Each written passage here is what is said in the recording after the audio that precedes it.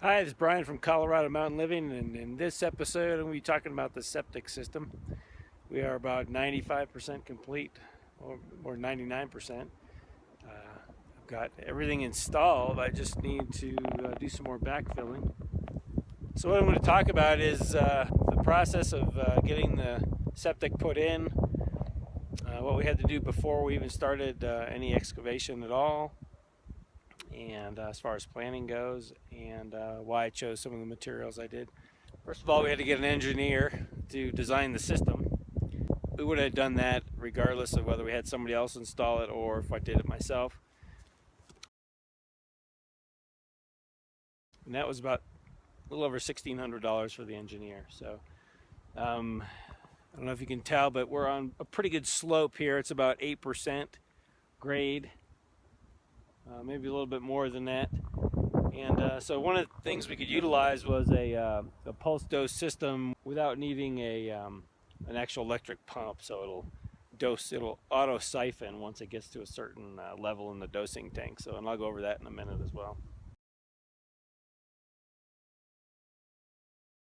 The engineer kind of laid out where it would be on paper, and then I just kind of went through and figured out the elevations that I needed. It was a little nerve-wracking because besides excavating the foundation over there, I had never done any excavating. A little OCD about getting that all right. So I just started digging. I knew about where the septic tank was supposed to go and where the field was going to go, so I just started digging and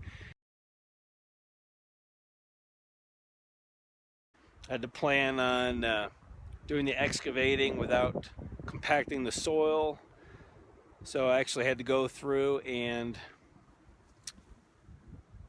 in the field there, I had to dig out about 4 feet down with the backhoe as I exited the field so that the soil was getting loose.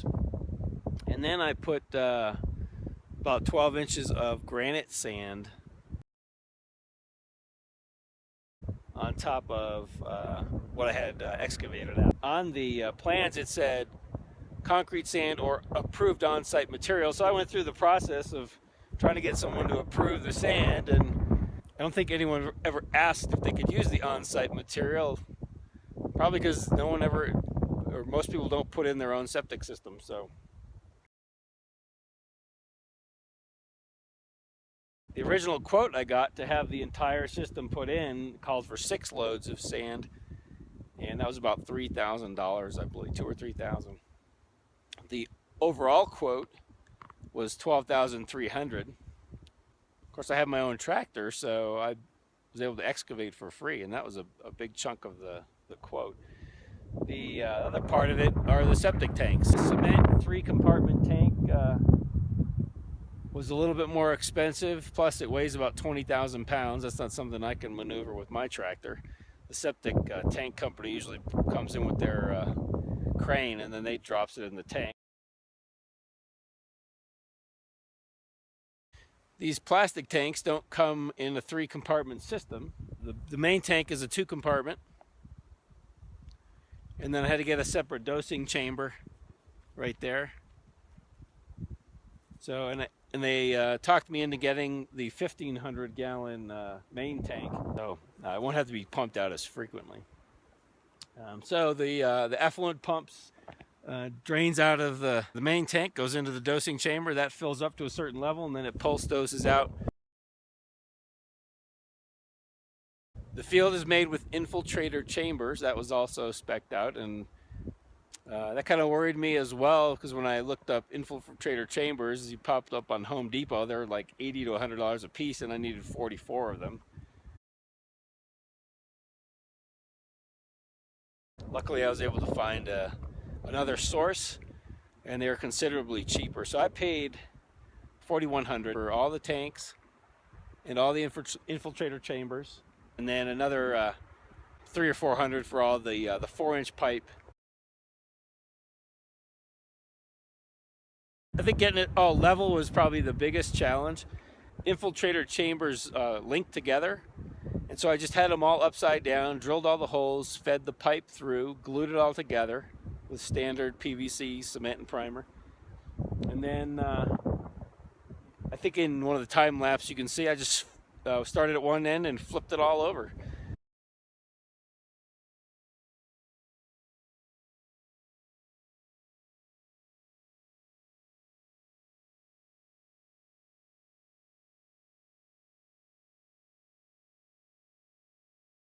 And then adjusted where it was supposed to be in relation to the rest of the chamber. So that was real easy. And then I just built the manifold to link them all together, and then connected it to the tank. So, see, any special tools required? Not a hole saw. I just used a hacksaw to cut the pipe and tape measure. That's about it. As far as putting the tanks in the ground, I probably cut the hole a little tighter than you're supposed to. I think you're supposed to dig 2 feet all the way around the tank, and it seemed like a lot of excess dirt and time, especially when I'm on a hill like this. So I kept it about 1 foot away from the edges of the tank. Once I got down to the depth I wanted, then I put in 3 to 4 inches of the granite sand I had left over. That gave me a nice smooth base, and then a little soft so that it would settle in pretty well. And I got probably 75% backfilled before everything froze up solid. So I'm gonna have to wait till spring to do the rest of it. So to recap, I did get an engineer. We did save $8,000 doing it ourselves. Remember, the original quote was $12,300, and we paid about $4,300 for all the materials. So the rest was labor.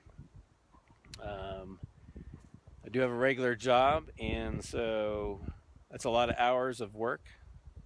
$8,000. I did this on weekends and after work. Once I got everything excavated and level, it took me a weekend to put all the infiltrator chambers together.